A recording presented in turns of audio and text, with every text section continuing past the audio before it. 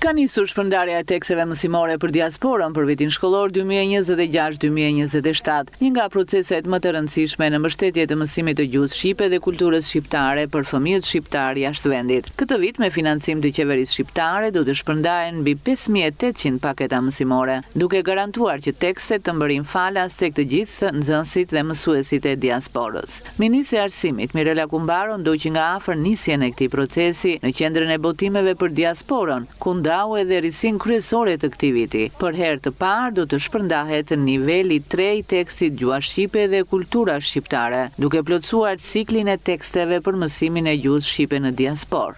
Sot jemi në momenti kur nis dërgesat e paketave mësimore të gjuhës shqipe dhe të kulturës të teksteve falas që ne çojmë në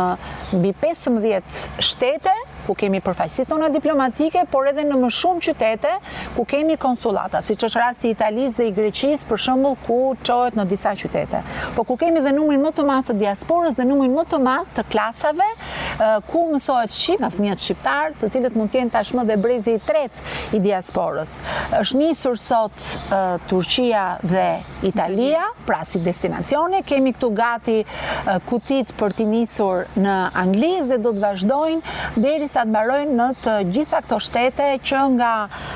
Italia përballë nesh e Greqia në jug deri në Shtetet e Bashkuara të Amerikës. Janë mbi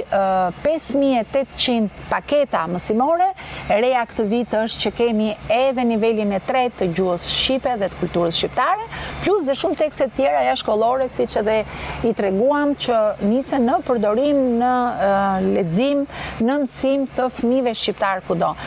Është gjithë operacioni financuar nga qeveria shqiptare, ashtu sikur është i financuar nga qeveria shqiptare edhe pagesa shpërblimet për rreth 50 mësues të gjuhës shqipe në Greqi dhe ne po përgatisim buxhetin që ta shtojmë numrin e këtyre mësuesve të cilët marrin një shpërblim, duke shtrirë atë edhe në Itali, ku kemi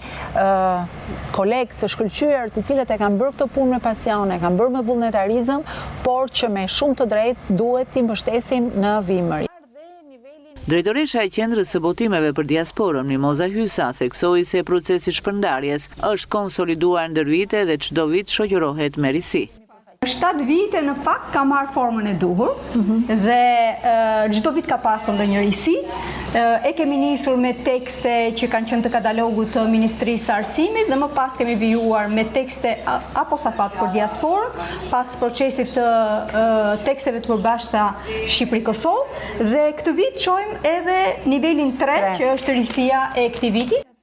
Për vitin shkollor 2026-2027 do të shpërndahen 5800 paketa mësimore, rreth 17000 tekste. Risia më e rëndësishme e këtij viti është përfshirja për herë të parë e nivelit të tretë të tekstit gjuha shqipe dhe kultura shqipe, duke plotësuar paketën e teksteve në 3 nivele, niveli i parë, i dytë dhe niveli i tretë. Ky zhvillim krijon një vazhdimsi të plotë në mësimin e gjuhës shqipe për fëmijët shqiptar që jetojnë jashtë vendit dhe ndjekin mësimin plotësues në diasporë.